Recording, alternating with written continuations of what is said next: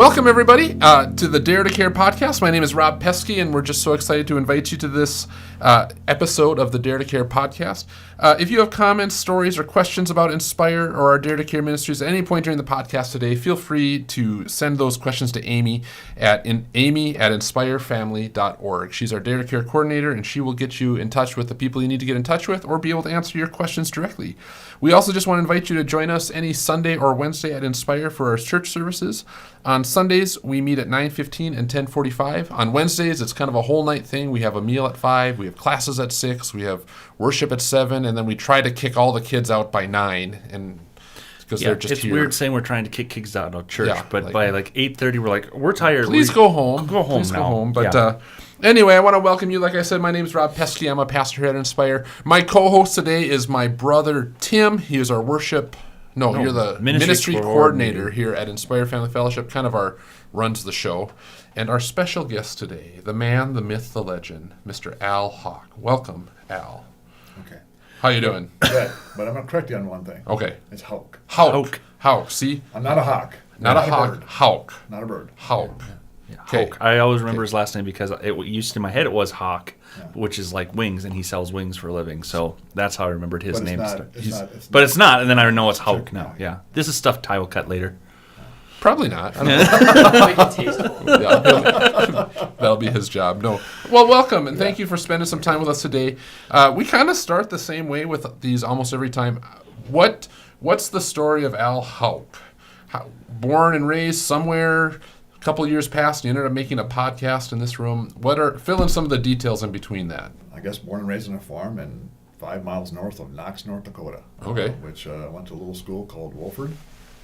And for my first 6 years, and ended up in rugby. So I graduated from Rugby High back in 1980, and then went off to the military for a little bit. Got in the National Guards. Okay. My son is in basic training for National Guard right now. Fort Leonard, Missouri. Oh, wow. Okay. What'd you do in the Guard? Built bridges, then blew them up. That sounds awesome. Which part did you like more, the building or the blowing up? Blowing them up was the funnest, and then obviously I got to shoot I got the pleasure of being able to shoot a 50 caliber. It's an anti-aircraft, an anti-tank weapon, and it was pretty cool. Yeah. Although I got thrown off the range. Yeah. I shot something I wasn't supposed to shoot. There was one tree sitting out in the middle of the range, and I thought it was kind of cool. Yeah. And it's like, well, I wonder if I could hit the tree. Yeah. Well, then I hit the tree, and the tree fell over. There's no more tree. So then I got thrown off the range. Okay. And that same night, I got told I was having my first child. Oh, my goodness. Congratulations. So yeah. Yeah. So back then, it was kind of a cool day. Yeah. That's why it was always memorable. Wasn't Yeah. the tree? Is that we're actually having our Okay. calls me and tells me we're having our first child. Yeah, well, and so your wife is Mary. Yes. Tell us, how did you guys meet? Where is she from? This area? How did that happen? Mary is born and raised was born in Parcel, but she was lived in and raised in Mandan. Okay. We met in Watertown, South Dakota. Interesting is so after high school, I went to college at Concordia for 1 year, and then NDSU for a semester. And became kind of a naughty boy. Real honestly, I just said, I can't. I was drinking and doing things too much and doing recreational things too much. So Sure. I decided it was probably a point to move on. Sure. So I got a job at Radio Shack in Watertown, South Dakota. Left college and went and got a job, and happened to be with my good friend of mine, and she moved down, his fiance, because they were friends, and that's how we met in Watertown, South Dakota. And this is kind of an interesting story. So we met in January of 1982, and I just went through a 3-year relationship that we just broke up. Mm-hmm. So for some reason it just happened. Met in January of 1982 and married on September 4th, 1982. Oh, wow. So that was Yeah, a it's quick... quick. You knew. When you knew, you knew. And no, she was not having a child, and she wasn't. So it took Yeah. us 2 years later to have a baby. So we're good there. Yeah. But no, it was. Mary will tell you an interesting story that she'll tell you that when she saw me working in Radio Shack from the mall, she says, "I'm marrying that man." I guess that happened. You hear that from time to time. One or the other, So- it's like the first time they met, or maybe the second date, they're like, yeah, we're going to get married. And that's awesome. That's So awesome. it was it was pretty cool. So we got to know each other and met her parents, and her father was Herman Schaefer, principal at Christ the King Catholic School. Okay. So my first day to meet him as we was deciding to move down to Watertown so we could get to know each other. And as I came across the office, and Herman was he was a good man, but he was really little. He was just short. So, and the whole family is, but that's not the point. The point is that when I reached across the table and I introduced myself, because of the situation, he was moving. His daughter was going to move with me down to Watertown, and he didn't really like that idea too much, coming from a Catholic family, and I'm Catholic, and I kind of understood where he was coming from. And I said, "Well, Mr. Schaefer, my name is Al Hauck. It's a pleasure to meet you." And I reached across the table, shake his hand, and he goes, "I can't say it's a pleasure to meet you." Oh, no. Good start with the father-in-law. Welcome to the family. Yeah. Oh, But the cool part is, about a half hour later, he shook my hand, and he became my second dad, and one of the greatest people, and loved that man to death, even though he's passed away years ago. But he's just their family is just a cool family. But I'm doing some rapid math in my head. Yeah. 46 years later? Mary and I are married 40. We'd be married. It'll be 44 years. 44. This fall. Math's September. not my strong. Yeah. So But it all worked out. It all worked out great, and it did. And now I know you as the Wing City guy. Yes. How do we get from Watertown and blowing up trees in the National Guard to? Oh, you have a couple restaurants, right? Yes, we have two. 2 restaurants up in Minot and Bismarck. Yes. So how did you move in that direction? I honestly was Radio Shack many years. I left Radio Shack, went into the car business for 25 years, and then after 25 years in the car business, working here in Bismarck, and then ended up in Minot, the last dealership I worked for. Just got to the point where I thought we should do something on our own, and this opportunity presented itself. The funny story is, through a friend of mine who I actually hired at Radio Shack years ago, and ended up doing well with them throughout the years. He decided to move away and went open up a restaurant, and he kind of put that in my head. And I'm like, well, I really want to be in a car business, but I don't have enough capital to do that. And so we just kind of hatched this thing and talked about it, and we did some research, and we opened up our first store in 2009 in Minot, North Dakota, called Buffalo Wings Rings at the time, and that's how it started. It was just basically, you talk about. I remember you had a question this morning. You and I have been talking in Mandarin. The answer was right, and I remember. I always wanted to own my own business, and I remember going through the process of how do we do this, with all the unknowns, and is it the right thing to do, and is this the right plan, should I be doing this? But there was always this thing that kept nagging at me for the years, this just keep pushing, keep doing, and the funny thing is, we got multiple no's across the board from bankers saying, like, you don't have any experience. That's a lot for us to put money into. Yeah, for sure. Until I finally found the right partner at that time from the bank, not a person, but a partner from the bank that decided that, hey, we think we'd like to go down this path with you. And so we went down the path, and the funny thing at the end, it came down to we were a little short on cash. I had mortgaged everything, did everything we could to find the cash, and this gentleman comes out of nowhere. Not out of nowhere, he's a really good friend of mine. Actually, the gentleman that I hired at Radio Shack years ago. Okay. And he became a very successful entrepreneur on his own, and we were just and he just was going to go off on his own, and he just come up to me and he said, "You know what? How much you short?" And I told him, and he goes, "Let me talk to my wife. Let me get back to you." And he gets back to me. He says, "Yeah, we'll help you out with that." So. He gives me a 6-digit number. Oh my gosh! In cash. Sure. And I went to Vegas, and and he said, here's the money, and go ahead and open your restaurant. And I said, well, okay, let's do some paperwork. And he said, yeah, don't worry about it.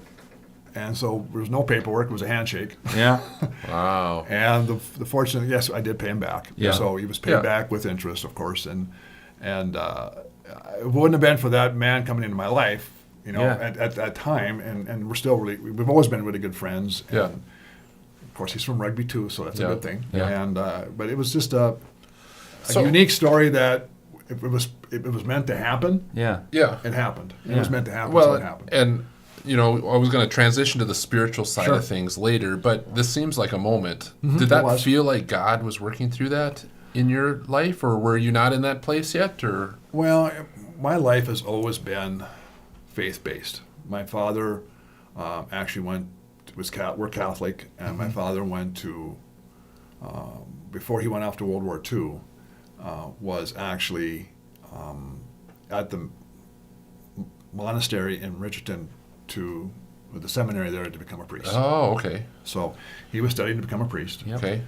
Lived in Richardson, North Dakota, and then he decided at the age of 17 that he was going to go join the war. So he left a minute there and went and did World War II, and yep, it was over in Germany, and it's actually the story there is Dachau, one of the first concentration Yeah. camps. That was my father was one of those Really? soldiers that. I have Yeah. visited that place. Yeah, my father was one of the first soldiers there. Wow, man. Wow. That discovered Dachau. So Yeah. it was. He didn't talk about it much, but. Yeah, I don't blame But you. anyways, long story short, it was that faith has always been part of our family. We didn't. Honestly, we never really had a choice.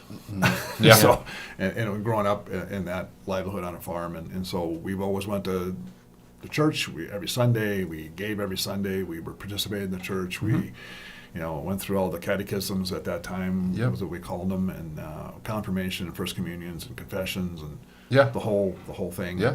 In fact, it came down to if I was going to get married someday, it had to be a Catholic girl. I couldn't marry a girl that wasn't Catholic. Mhm.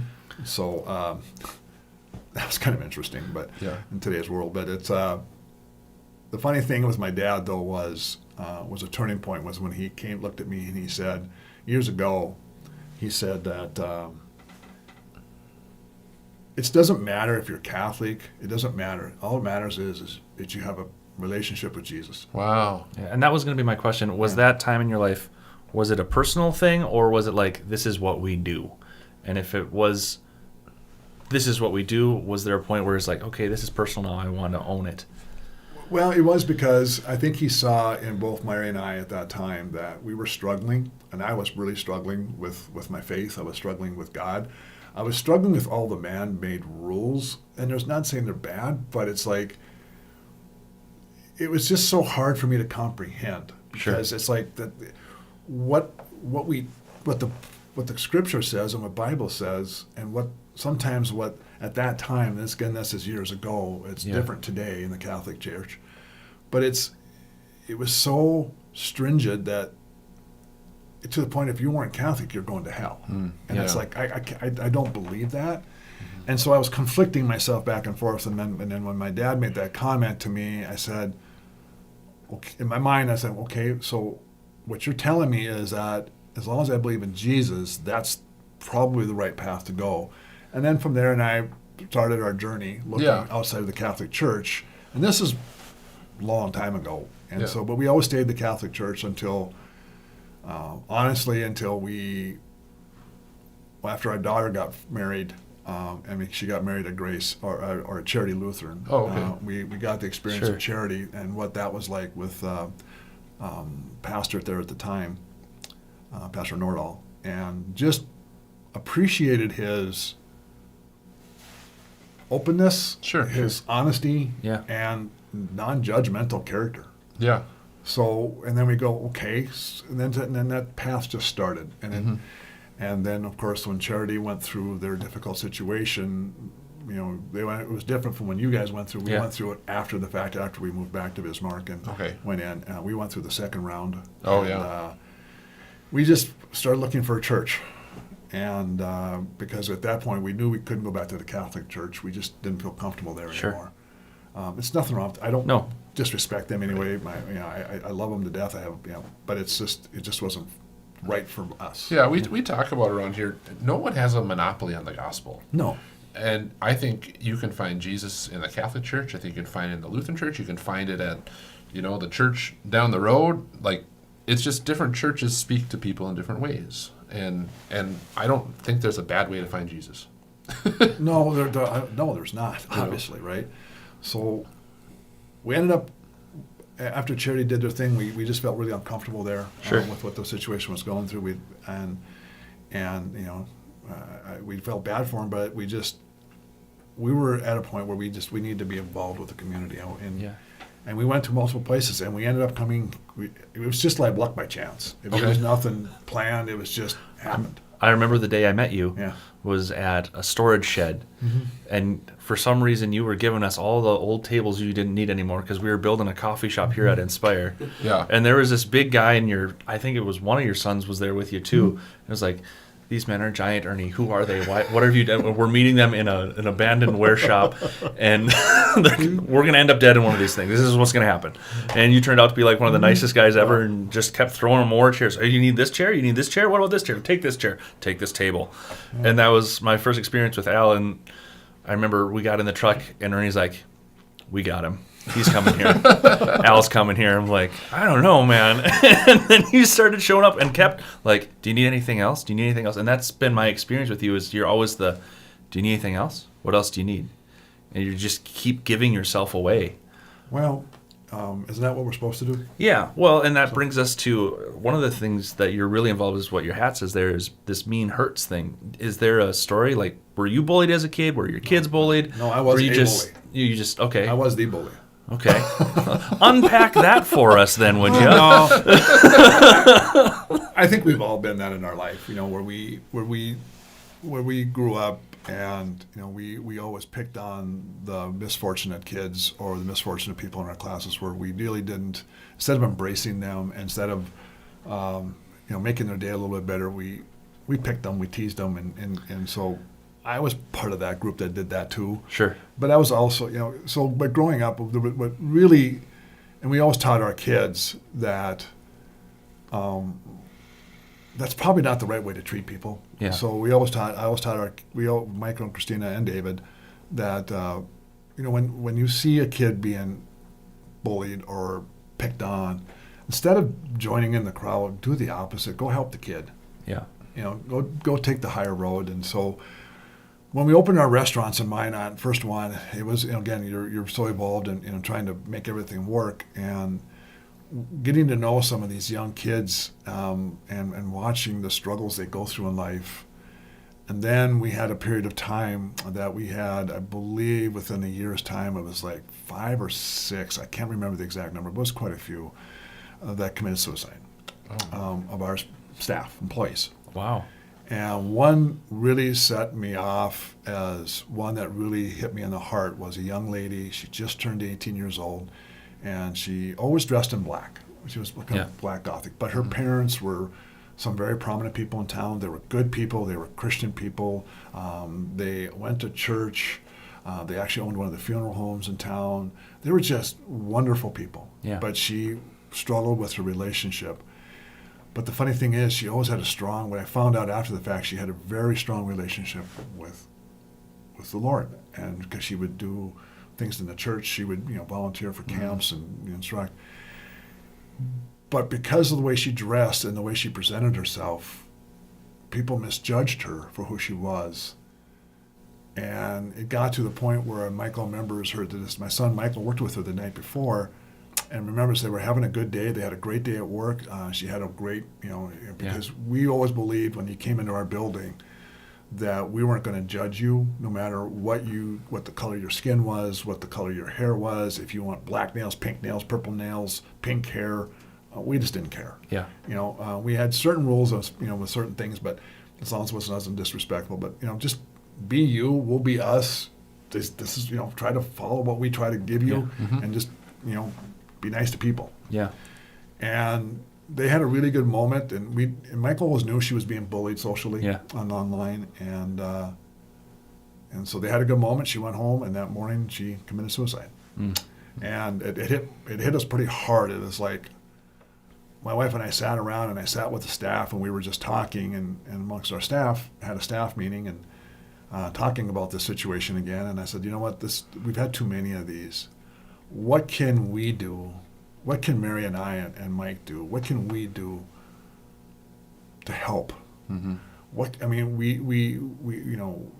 outside of spending a lot of funds, because we just don't have a lot of access to funds right now. But there's got to be something we can do in our building. There's got to be something we can do with our staff. Just putting a message out to people to say, you know what, let's instead of being mean to people, let's just be nice. So, and we just started talking about that, and one of the staff members comes up, well, being mean hurts. And I went like, hold on, I like that. That's how Mean Hurts came about. Yeah. And Mean Hurts means exactly what it says. Being mean hurts, so let's just be nice. Yeah. We can disagree, we can have different opinions, but we can still be nice. For sure. And we can be respectful. Yeah. And so, since then, it's evolved a little bit. You know, we're putting in more faith into it. Yeah. And in our stores and in our businesses, it's a non-negotiable subject. Yeah. So you don't get a second opportunity if you're told that when and instructed, and actually we make them sign a little pledge that says, I will not bully people. So, and I will be nice. But if you're caught doing those kinds of things, if you're bullying a staff member, whether it's a rite of passage or whatever you want to call it, it's just not tolerated, and we cannot employ that person. Yeah. So, and from customers, it's the same way. We don't allow customers to be that way. For sure. So I know it's a safe place. You hire a lot of teens, and I know half the servers there because half of them go to church here, and the other half go to school with my kids. Yeah. And I just think kids are always in need of a place to go and just be safe and be themselves, and they don't have to worry about someone picking on them for sure. But even just, there's not going to be drugs or alcohol around, or that where they're tempted to use it. I realize you sell. Yeah, we do. But I just think that is a sacred thing that kids need, and we try to do that here at the church. But it's the church isn't enough. No, They need places like your shop where they can be themselves. And we ate there just last week, and I saw two kids I know one from here and one from Century, and it's a safe place for them. They can do their job, and they don't have to be afraid of anything. They just do what they need to do. Well, and it should be. I mean, we need places, and we're not, we don't have, we're not out here trying to. We're just. The only thing we can do is bring awareness. Right. And so that's all we're trying to do is say, look, let's just be nice to each other. If you see my hat and people ask questions, I tell them the story I just told you, and it's like, let's just be nice. I just remember the story you told. There was a kid, because we're all like these kids these days, but you had a kid who's like had never swept the floor before. Exactly. And your employee said, "Go sweep the floor," and he was, I don't know how to. And instead of your employee going, "You idiot, what are you sweep the floor?" They're like, "Okay, let's go learn." Mm-hmm. And then they taught him to sweep the floor. Okay, now you got to mop it.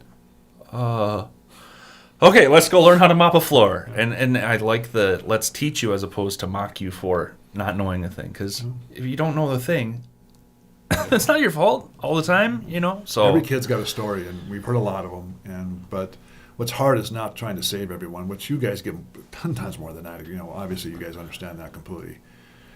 We can only hopefully show them that there's a better way. Yeah. And maybe plant a seed here and there, and maybe it grows, maybe it doesn't, but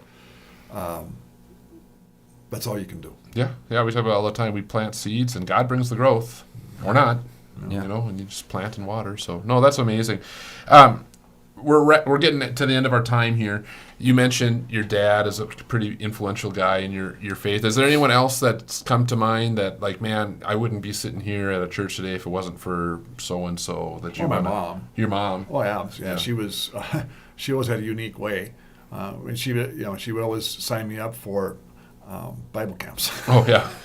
Sent you away. That was yeah, she did. And she would. I remember one time coming home, and I was in college, and and if I remember, it was college or my last year. I think college or high school. I don't remember. I come on home, and she.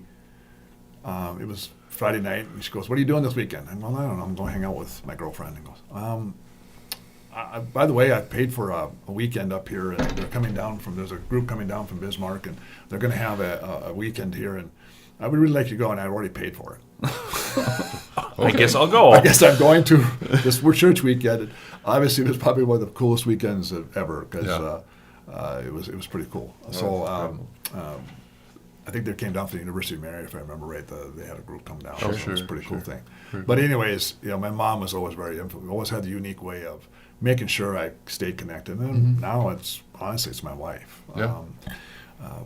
You say sometimes we attract, men attract looking for a person that resembles or emulates their mother, and in a great way, and in all the right ways. And Mary, I guess, is that, because she's so strong. I mean, her faith from the first day of the moment I met her, the stories she would tell, and it's I don't know how she had that faith and continues to have it as strong as it, because she's just, it's like one of our brothers who passed away, Marshall Luldahl, who said those famous words about a year, not quite a year ago, when I asked him how he's doing today. He goes, "No matter what happens, I'm okay. I just know I'm going to be okay." And those two words resonate, and that's my wife. It's like she just knows that she's going to be okay, no matter what we get dealt with in life, we're going to be okay. Oh, that's amazing. Well, thanks so much for spending some time with us. If any of our listeners have ever been in either of our coffee shops, the middle school, the high school one, all the furniture came from you in your store. And so we really appreciate that.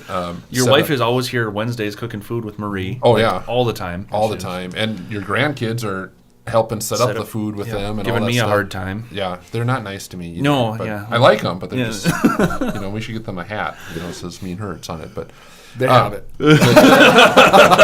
That's awesome.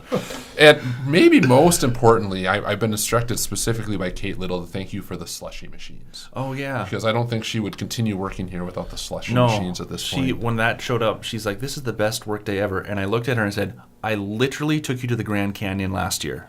She goes, "No, I stand by it. Yeah, this is the best day." So anyway, I want to thank you for taking time. I want to thank you for bringing your family in and being part of our community here, and the work you guys have done and the work you're continuing to do. It's just such a blessing, and it's been wonderful. I think we're more thankful than you, because we're just thankful that we can be part of this family, because we've been accepted the way we have. You guys do an amazing job, and it's hard to explain, but it's not. It's the overwhelming acceptance that you guys put through, from Tim, Rob, everybody here, from Pastor Randy, Pastor Ernie, to your father. And by the way, I have to give kudos to your dad. I still get goosebumps every time he strums on that guitar. The guy is, he's incredibly amazing. Yeah. We won the parent lottery. Yeah, and if you think Dad is good, you should meet Mom. Yeah. She's the one holding it all together. But anyway, thank you so much for some time. I'm going to close with a quick prayer here, and then I'll probably make up some sort of outro, since neither of us are the experts on the outro. Correct. But we'll go. Does that sound good, everybody? Okay. All right, let's pray. God, we thank you for this day and for your blessings and the gifts you've given us. And I especially lift up our brother Al to you today, and his family and his kids and his grandkids and all of it, Lord. I just thank you for bringing them here and for working through them. I pray for his business, and I pray for the kids and the people working there. I know he's invested in them, Lord, and we just pray that as he keeps planting these seeds, that we'll get to see some of that growth. And we trust you to bring that growth. Lord, we pray for our listeners. Pray that you keep them safe, healthy, and happy, and watch over them in all that they do. In your name we pray. Amen. Amen. Thank you so much for joining us today. Again, if you're looking for more information about Inspire or any of the ministries, you can always head over to our website, or you can email amy@inspirefamily.org. Our services are Sundays at 9:15, 10:45, Wednesday all night long, starting at 5 o'clock, 5, 6, 7.